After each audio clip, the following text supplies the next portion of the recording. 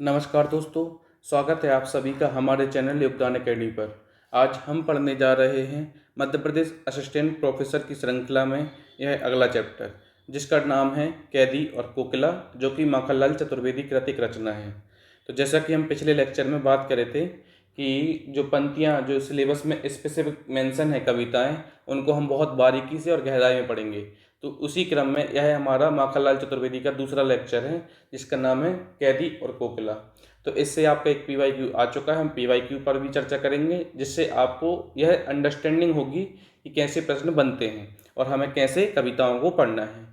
तो सबसे पहले हम चलते हैं माखनलाल चतुर्वेदी के बारे में बेसिक इन्फॉर्मेशन पे। तो माखनलाल चतुर्वेदी का उपनाम क्या है? एक भारतीय आत्मा नाम से इनको जाना जाता है, और इनका जो बर्थ ईयर है वो है 1889। हमें इतना ही याद रखना है, ठीक है। क्या होता है कि चार कवियों के नाम दे देंगे और मैच दी फॉलोइंग दे देंगे सामने, तो उनमें जो पूछा जाएगा वो वर्ष पूछा जाएगा। तो 4 अप्रैल आपको याद रखता है अगर तो वेल एंड गुड, बाकी हमें 1889 ही याद रखना है, ठीक है। और इनका जन्म स्थान कहाँ पे है? माखन नगर, नर्मदापुरम, मध्य प्रदेश में। तो अगर आपके पास किसी पुरानी बुक से आप पढ़ रहे हैं तो उसमें होशंगाबाद ही मिल सकता है, जिसको आपको काट के नर्मदापुरम कर लेना है, और माखन नगर की जगह पे आपको बाबई मिलेगा, ठीक है। तो पुराना नाम क्या है? बाबई इनका। तो बाबई का नाम बदल के माखनलाल चतुर्वेदी के नाम पे माखन नगर कर दिया गया है, ठीक है। तो इस चीज़ को याद रखना है। तो चलिए चलते हैं हम कैदी और कोकिला पे। तो यह क्या है, जब भारतीय स्वतंत्रता आंदोलन चल रहा था ना, स्वाधीनता आंदोलन चल रहा था, तो यह तब तब का लेखन है। तो इसमें जितनी भी आपको पंक्तियाँ मिलेंगी तो वो सब पंक्तियाँ देश के प्रति समर्पण का भाव लेके आती हैं। लेकिन ये वाली कविता जो है, इसमें क्या है, माखनलाल चतुर्वेदी जेल में बंद है, और जेल में बंद है, और इसमें क्या कि कोयल आती है। कोयल क्या है? प्रेरणा का प्रतीक है, ठीक है, क्रांति का प्रतीक है। तो वो आती है और किससे बात करती है? एक कैदी से बात करती है। तो दोनों के बीच में संवाद होता है। तो संवाद होता है, तो उन्हीं का वर्णन इस पंक्तियों के माध्यम से कवि करते हैं। तो चलिए चलते हैं, हम देखते हैं। तो यह कविता एक स्वतंत्रता सेनानी की भावनाओं को व्यक्त करती है, जो ब्रिटिश शासन की कैद में रहते हुए अपनी पीड़ा संघर्ष को दर्शाता है। कभी जेल की कठिनाइयों के बारे में, कि उधर पे खाने की दिक्कत है, मतलब जीने लायक खाना भी नहीं देते और मरने भी नहीं देते। हम इन पर बात करेंगे आगे, इसी से पीवाईक्यू भी बना है आपका, ठीक है। कभी जेल की कठिनाइयों और अन्याय का वर्णन करता है, जहाँ कैदियों को न ठीक से जीने दिया जाता है और ना ही मरने दिया जाता है। कभी कोयल को एक प्रतीक के रूप में देखता है, एक ऐसा पक्षी जो स्वतंत्रता और क्रांति का संदेश देती है। वह जेल के अंधेरे वह जेल के अंधेरे, अत्याचार और ब्रिटिश सरकार के दमन को कोयल के गीत से जोड़ता है। उसे लगता है कि कोयल अपने मधुर स्वर में क्रांति की आग भड़का रही है। तो चलिए चलते हैं हम अपनी कविता की तरफ। तो कविता क्या है? क्या गाती हो? कौन कह रहा है? कैदी कह रहा है, ठीक है। क्या क्या गाती हो, क्यों रह जाती हो? कोकिल बोलो तो क्या लाती हो? संदेशा किसका है? कोकिल बोलो तो इतना तो आपको इजीली समझ में आ ही गया होगा कि क्या होता है। उधर पे कोयल आती है और फिर चुप चुप हो जाती है। तो कभी उससे पूछता है, तो क्या होता है कि कभी आधी रात में कोयल की आवाज़ सुनकर चौंक उठता है और बेचैनी से उससे पूछता है कि वह बार बार क्यों गा रही है, और उसके इस गीत का क्या अर्थ है। वह जानना चाहता है कि क्या उसमें कोई संदेश या विशेष प्रेरणा छिपी है, और यदि ऐसा है तो वह संदेश किसका है। अंत में वह कोयल से आग्रह करता है कि वह स्पष्ट रूप से इस बात को बताए, ठीक है, संदेशा किसका है। इसके बाद कवि ने अपने कारागार की दयनीय स्थिति का वर्णन करता है। तो देखो कवि क्या करता है, अपनी कारागार की दयनीय स्थिति का वर्णन करता है। ऊंची काली दीवारों के घेरे में, डाकू चोरों बटमारों के डेरे में, जीने को देते नहीं पेट भर खाना, जीने को देते नहीं पेट भर खाना, मरने भी देते नहीं तड़प रह जाना। तो यहाँ पे क्या है कि पेट भर खाना नहीं देते कि तुम जी पाओ, लेकिन मरने भी नहीं देते कि तड़पते रहो, ठीक है, इतना देते हैं कि मरने भी नहीं देते। जीवन पर अब दिन रात कड़ा पहरा है, शासन है तम का प्रभाव गहरा है। ये पीवाईक्यू है आपका, ठीक है। तो क्या होता है कि एग्जाम में ऐसे ही पंक्तियां पूछी जाती हैं। तो कभी क्या है कि अभी जीवन पर दिन रात कड़ा पहरा है तो पूछ लिया गया है। कभी आपसे पूछा जा सकता है कि ऊंची काली दीवारों के घेरे में, डाकू चोरों बटमारों के डेरे में। तो यह पंक्तियां कौन सी कविता से उद्धृत है या फिर ली गई हैं, तो आपको बताना पड़ेगा। तो इनको क्या करना है कि चार चार पाँच पाँच बार जब जैसे ही आप पढ़ेंगे तो ये बहुत अच्छे से दिमाग में बैठ जाएंगी, तो इनको इजीली आप कर पाएंगे, ठीक है। तो इसको या तो वीडियो देख के कर सकते हैं, तो 4-5 बार आप हमारा वीडियो चला लीजिए, उससे आपको पंक्तियाँ याद हो जाएंगी। तो देखो यहाँ से कभी जो कैदी है वो क्या करता है कि अपने जो जेल की, जो कैदी गृह की दयनीय स्थिति है उसके बारे में बताता है, उसका वर्णन करता है। वह कहता है कि वह जिस स्थान पर कैद है वह मनुष्य के जीने योग्य नहीं है। वहाँ की दीवारें ऊंची और भयानक रूप से काली हैं, बहुत काली हैं, ठीक है। और वहाँ पे क्या है, चोर डाकू और बटमारे, मतलब जेब कतरे जो होते हैं एक साथ बंद हैं, ठीक है, उनका बसेरा है। जेल में कैदियों के लायक भोजन भी नहीं मिलता। भरपेट भोजन की तो कल्पना भी नहीं की जा सकती, ठीक है। भरपेट भोजन तो मिलता ही नहीं, पेट भर खाना। तो भरपेट भोजन नहीं मिलता। भूख और अत्याचार से मन और शरीर तड़प कर रह जाता है। अंग्रेज सिपाही तो मरने भी नहीं देते, अंग्रेज सिपाही है ना, वो मरने भी नहीं देते, ठीक है, और ना ही ठीक से जीने देते हैं। हर और कड़ा पहरा है जिससे मुक्ति की कोई आशा नहीं बची है, ठीक है। जो अपन इल वाली लाइन पढ़े थे ना, जीवन पर अब दिन रात कड़ा पहरा है, शासन है आत्म का प्रभाव गहरा है। तो बोल रहे हैं कि जो पहरा लगा है ये शासन का है या फिर हमारे जीवन में अंधकार छा गया है। तो ऐसा कौन बोल रहा है, कैदी बोल रहा है, ठीक है। तो जो क्या है कि हिमकर निराश कर चला रात भी काली, इस समय कालिमा मई जागी क्यों आली। फिर इधर पे क्या, कोकिल काय का प्रतीक है, कोयल का प्रतीक है, जो कि विद्रोह या क्रांति का प्रतीक है। हिमकर मतलब होता है आपका चंद्रमा, और आली मतलब होता है सखी। तो हिमकर निराश कर चला रात भी काली। तो क्या होता है कि जो अंग्रेज सिपाही मरने भी नहीं दे रहे और ठीक से जीने भी नहीं दे रहे, और हर ओर कड़ा पहरा है जिससे मुक्ति की कोई आशा नहीं बची है। तो कवि क्या करता है, कवि सोचने लगता है कि चारों ओर जो गहरा अंधकार फैला हुआ है वह केवल रात का अंधेरा है या फिर अंग्रेजी शासन का कष्टदायक प्रभाव है जिसने सब कुछ निराशा में डुबो दिया है। उसे लगता है कि अंधकार इतना गहरा है कि आशा रूपी चंद्रमा भी हारकर अपना प्रकाश खो चुका है। जब हिमकर निराश कर चला रात भी काली, तो जब चंद्रमा लुप्त रहता है, चंद्रमा दिखता नहीं, जिस रात पूरी काली रहती, तो उनको लगता है, किसको, कैदी को, कि चंद्रमा भी हार के चला गया है। इतना खतरनाक पहरा लगा के रखा है किसने, शासन ने, ब्रिटिश शासन ने। तो अंत में वह कोयल से पूछता है कि इस घोर अंधकार और निराशा के समय वह क्यों जाग रही है, और क्या वह कोई महत्वपूर्ण संदेशा देना चाहती है। कौन पूछता है, कैदी, ठीक है। देखिए हमारा PYQ है, जीवन पर अब दिन रात कड़ा पहरा है, शासन है आत्म का प्रभाव गहरा है। यह पंक्तियां किस कविता से उद्धृत हैं। तो किस कविता से उद्धृत है, तो कौन सी पढ़ रहे हैं हम कविता, हम पढ़ रहे हैं कैदी और कोकिला। तो ऐसे ही पंक्तियां आपकी पूछी जाएंगी, ठीक है। इस चीज़ को बहुत अच्छे से याद रखना है। तो कोई भी कविता जो सिलेबस में उल्लेखित है, सिलेबस में जिसका नाम मेंशन है, उसको हमें 4-4, 5-5 बार पढ़ना है, क्योंकि एक या कम से कम 2 प्रश्न आपके यहाँ से बन सकते हैं, ठीक है। क्यों हूक पड़ी वेदना बोझ बाली सी, कोकिल बोलो तो क्या लुटा। मृदुल मृदुल वैभव की रखवाली सी, कोकिल बोलो तो क्या हुई बावली। ठीक है। तो क्या है दूसरा वाला जो हम पढ़ रहे हैं इधर पे, दूसरे नंबर का जो है, तो उसमें क्या है, कवि कोयल की पीड़ा भरी आवाज़ सुनकर चौंक जाता है और उससे प्रश्न करता है कि उसकी तान में इतना दुख क्यों झलक रहा है। हूक पड़ी, दुखी है, वेदना बोझ वाली सी, तो कोकिल बोलो तो क्या क्या कष्ट है तुम्हें, क्या लुट गया तुम्हारा। और कोयल तो हमेशा मृदुल वैभव वाली है, हमेशा प्यार से बोलती है, लेकिन आज कष्ट में है। तो कभी उससे जो कैदी है उससे पूछ रहा है कि आज क्या हुआ, क्या वेदना है तुम्हें, तुम्हारे बोलने में दुख क्यों झलक रहा है। वह पूछता है कि कैसी हुक, गहरी पीड़ा है जो उसकी कूक में सुनाई दे रही है। क्या कोई भारी दुख या संकट उस पर आ पड़ा है। कभी कोयल से आग्रह करता है कि वह बताए आखिर ऐसा क्या हुआ जिससे उसकी आवाज़ इतनी दर्द भरी हो गई है। इसके बाद कभी कोयल से पूछता है कि क्या उसका कोई बहुमूल्य सुख या संपत्ति लुट गई है जिसके कारण वह इतनी बेचैन हो उठी है। ठीक है। तो जिसके कारण वह इतनी बेचैन हो उठी है, या क्या वह अपनी मधुरता और वैभव की रखवाली नहीं कर पाई है, अब उस अपार दुख को व्यक्त कर रही है। कोयल जो अपनी कोमल और मधुर तान के लिए जानी जाती है, अचानक वह इतनी दुखी क्यों हो गई है, यह कैदी पूछ रहा है। ठीक है। फिर कैदी मतलब कवि आश्चर्यचकित होकर पूछता है कि इसमें क्या है, कोकिल बोलो तो क्या हुई बावली, अर्धरात्रि को चीखी। कोकिल बोलो तो कि तुम आधी रात में चीख रही हो, क्या हुआ तुम्हें, बताओगी कुछ। ऐसा कौन बोलता है, कवि बोलता है। ठीक है। कोयल इतनी बावली पागल सी क्यों हो गई है, आधी रात के सन्नाटे में वह इतनी जोर से क्यों चीख रही है। क्या उसने किसी भयंकर संकट या विनाश को देख लिया है। क्या उसे किसी जंगल की आग की भयंकर लपटें दिख रही हैं। तो मतलब ऐसा कवि पूछ रहा है उससे कि क्या तुमने ऐसा देख लिया जो तुम इतनी रात में चीख रही हो, कोई कष्ट हो तो बताओ। तो अर्धरात्रि में चीखी, कोकिल बोलो तो, ये किसी आग की लपटें देख ली तुमने, ज्वालाएं देख ली जो तुम्हें परेशान कर रही हैं, कोकिल बोलो तो यह हमारा दूसरा पैराग्राफ है। तो यहाँ पे कोयल क्या है, जो हमेशा मृदुल स्वभाव वाली है, जो जिसकी आवाज़ बहुत मधुर और कोमल है। आज उसके वेदना पर कवि को असहज महसूस हो रहा है, तो कवि जानना चाहता है कि हुआ क्या है, तुम्हारे साथ ऐसा कौन सी वेदना है कि तुम इतनी रात में चीख रही हो। ठीक है। क्या देख न सकती जंजीरों का गहना, हथकड़ियाँ क्यों। क्या देख न सकती जंजीरों का गहना।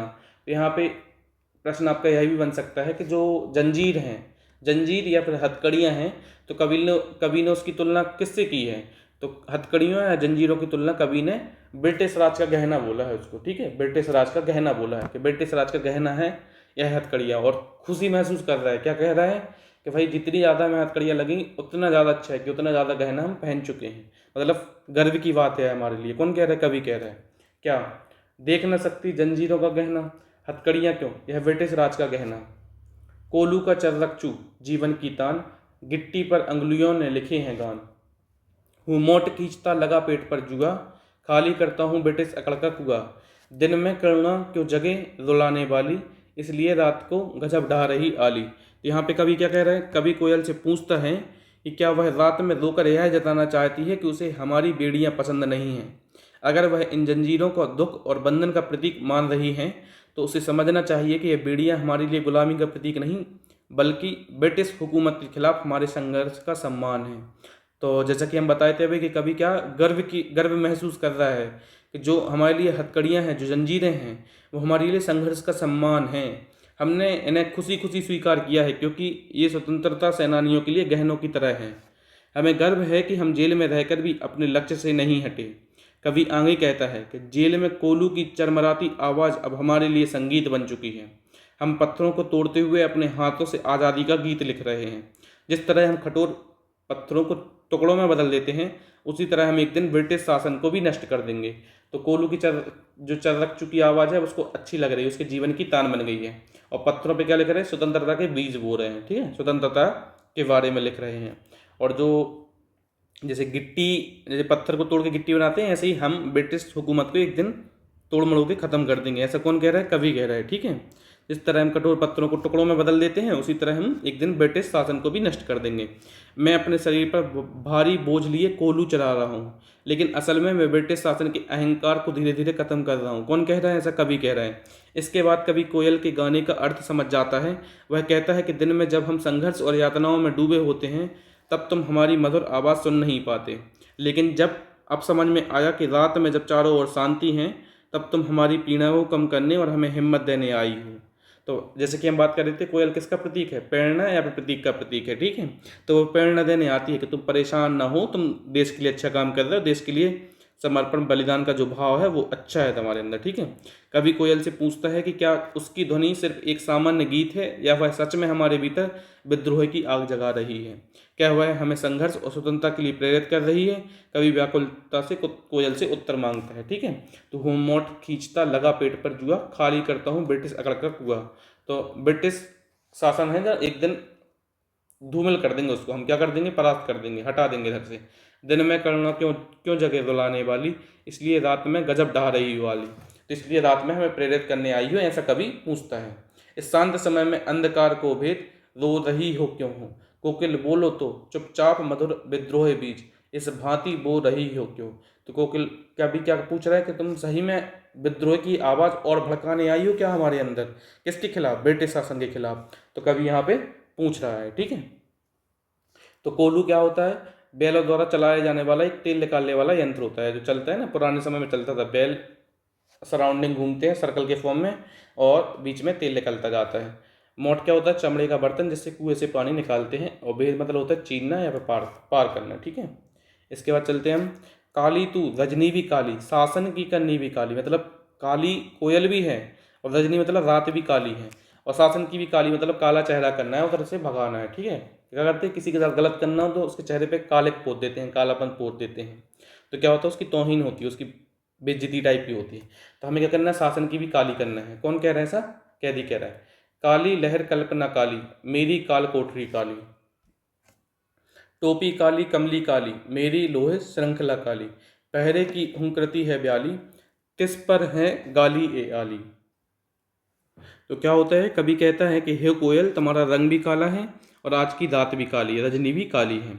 और क्या करना है हमें, और ब्रिटिश शासन के अत्याचार उतने ही काले हैं। मैं इस कारागार में चोरों और डाकुओं के बीच कैद हूँ, चोरों और डाकुओं के बीच में कैद हूँ, जिससे मेरे मन में भी भयावह और अंधकारमयी विचार उठ रहे हैं। मेरी जेल की कोठरी में भी अंधेरे से भरी हुई है। मुझे जो कंबल ओढ़ने के लिए मिला है वह भी काला है। तो काली लहर, काली कल्पना, मेरी काल कोठरी काली, टोपी काली, कमली काली, तो जो कंबल है वो भी काला है। ठीक है, मेरी लोहे जो जंजीरें मुझे बंधी है ना लोहे की, वो भी काली हैं। तो क्या है, हमारा कंबल भी जो ओढ़ने के लिए मिला है वह भी काला है, और जो टोपी पहनने को दी गई है वो भी काली है, और मेरी बेड़ियाँ जो लोहे की बनी हुई है जिनसे मुझे बांध कर रखा गया है वह भी काली है। इस अंधकारमय माहौल में रात के समय पहरेदार की कठोर आवाज़ मुझे किसी जहरीले सर्प की फुफकार की तरह चुभती है। इसके अलावा मुझे जेल के सिपाहियों की गालियां भी सहनी पड़ती हैं। यहाँ जीवन की पूरी तरह से अशांत और तकलीफ से भरा हुआ है यहाँ जीवन। ए सखी कोयल, तुम इस जेल के इस घुटन भरे माहौल में क्यों चली आई हो? तो कौन पूछता है ऐसा? ठीक है, तो पहरे की हुंकृति है व्याली, तिस पर है गाली ए आली। तो गाली भी मिलती है ए सखी, हमें गाली भी मिलती किसी पहरेदारों से। इस काले संकट सागर पर मरने की मदमाती, कोकिल बोलो तो अपने चमकीले गीतों को, क्यों कर हो तैराती, कोकिल बोलो तो यहाँ पे क्या कह रहे हैं कि तुम अपने मधुर स्वर से आनंद और आशा का संदेश देना चाहती हो, लेकिन इस जेल की कठोर दीवारों के बीच यह स्वर फालतू चला जाएगा। ठीक है, चमकीले गीतों को जो स्वर रहेगा तुम्हारे चमकीले गीतों का, तो यहाँ अंधकारमयी जेल के बीच कैद खाने में तुम्हारा स्वर फालतू चला जाएगा, तुम्हारे गीतों का कोई असर नहीं होगा। इस अंधेरी रात में इस कारागार में तुम अपने मधुर स्वर से क्यों गा रही हो? हे कोयल, मुझे अपने मुख से बताओ तुम यहाँ क्यों आई हो? तुम्हारी इस पीड़ा भरी पुकार का क्या अर्थ है? तो ऐसा कवि कोयल से पूछता है।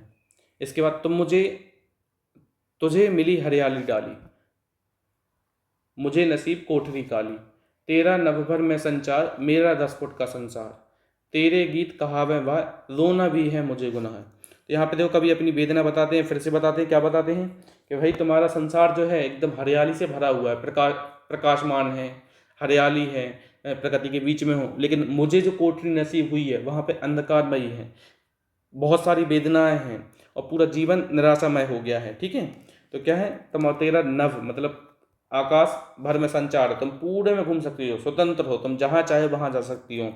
लेकिन मेरा जो है 10 फुट का जो संसार है वो यही कालकोठरी का कमरा है, जो अंधकार से भरा हुआ है, काली दीवारों से घिरा हुआ है। ठीक है, तो मेरा संसार यही 10 फुट का है। और तुम अगर गाती हो तो तेरे गीत जो होते हैं वाह होते हैं, क्योंकि इतनी मधुर आवाज़ है तुम्हारी कि तुम्हारी हर जगह तारीफ होती है। और मैं अगर रो भी दूँ ना तो गुनाह हो जाता है, अपराध हो जाता है। तो कभी कोयल से कहता है कि हे कोयल, तू कितनी भाग्यशाली है कि तुझे बैठने के लिए हरी भरी डालियाँ मिली हैं, लेकिन मैं इस अंधेरी कोठरी, घुटन भरी जेल की कोठरी में कैद हूँ। तुझे उड़ने के लिए खुला आसमान मिला है, पर मैं इस 10 फुट की संकरी कोठरी से बाहर भी नहीं निकल सकता। जब तू गाती हैं तो लोग आनंद से वाह वाह करते हैं, लेकिन मेरा रोना भी किसी को पसंद नहीं आता। मेरी पीड़ा को कोई सुनना तक नहीं चाहता। तू स्वतंत्र है, खुले आकाश में रहती है, मैं परतंत्र हूँ। देखो यही लिखा ना, तेरा नभ भर में संचार, मेरा 10 फुट का संसार, तेरे गीत कहावे वाह, रोना भी है मुझे गुनाह। देख विषमता तेरी मेरी, बजा रही तिस पर रणभेरी, इस हुंकृति पर अपनी कृति से और कहो क्या कर दूं। तो यही कवि कह रहा है कि खुले आकाश में तुम रहती हो और मैं परतंत्र, इस जेल का कैदी हूँ। इतना सब कुछ जानने के बाद तू इस अंधेरी रात में युद्ध और स्वतंत्रता का गीत गा रही है। बता मैं क्या करूँ, मेरी व्यवस्था को तू भी समझ रही है। सोच मैं इस कैद में रहकर भी कर भी क्या सकता हूँ। तेरी प्रेरणा से यहाँ बैठकर कविताएं तो लिख ही रहा हूँ। अब तू ही बता मैं और क्या करूँ, किस दिशा में अपनी शक्ति लगाऊं ताकि क्या हो कि कोकिल बोलो तो मोहन के व्रत पे। तो किस तरीके से अपनी शक्ति लगाऊं कि मोहन का जो व्रत है, तो किस तरीके से अपनी शक्ति लगाऊं ताकि गांधी जी, मोहन मतलब यहाँ पे कौन है, गांधी जी हैं, तो गांधी जी के स्वतंत्रता संग्राम में अपना योगदान दे सकूं। तो आपको बता दूं कि जो माखनलाल चतुर्वेदी हैं यह गांधी जी से बहुत ज़्यादा प्रभावित थे, गांधीवादी विचारधारा से बहुत ज़्यादा प्रभावित थे। तो इसलिए इन्होंने गांधी जी को यहाँ पे उल्लेखित किया है। तो यहाँ पे याद रखना है कि जो कैदी और कोकिला कविता है इसमें मोहन मतलब कौन से एक व्यक्ति का उल्लेख किया गया है। तो आपसे एग्जाम में ऐसे भी प्रश्न पूछे जा सकते हैं। तो गांधी जी का, ठीक है, मोहन नाम से। तो गांधी जी के स्वतंत्रता संग्राम में योगदान दे सकूं, कोकिल बोलो तो, प्राणों के आसप किसमें भर दूं, कोकिल बोलो तो। ठीक है, कोयल तू ही मेरा मार्गदर्शन कर, मुझे बता। तो यही रही हमारी कविता कैदी और कोकिला, जो कि माखनलाल चतुर्वेदी कृत है। तो इसमें सबसे महत्वपूर्ण क्या है? सबसे महत्वपूर्ण है हमारा 3 चीज़ें। एक तो इनकी जो पंक्तियाँ हैं उनको हमें बहुत अच्छे से याद करना है। दूसरा क्या है, इसमें जो हथकड़ियों की, जंजीरों की तुलना की गई है वो ब्रिटिश राज के गहने से की गई है। कभी उसको क्या समझता है? कभी उसको ब्रिटिश राज का गहना समझता है। और यह हमारा PYQ है, जीवन पर अब दिन रात कड़ा पहरा है, शासन है आतंक का प्रभाव गहरा है। तो हम क्या करेंगे, इसी वीडियो को 4-5 बार देख लेंगे, जिससे आपको क्या हो जाएगा, पंक्तियों की जो क्रम है या जो कविता की पंक्तियां हैं वो आपको बहुत अच्छे से याद हो जाएंगी, जो कि आप एग्जाम में अगर पूछी जाती तो आप कर लोगे।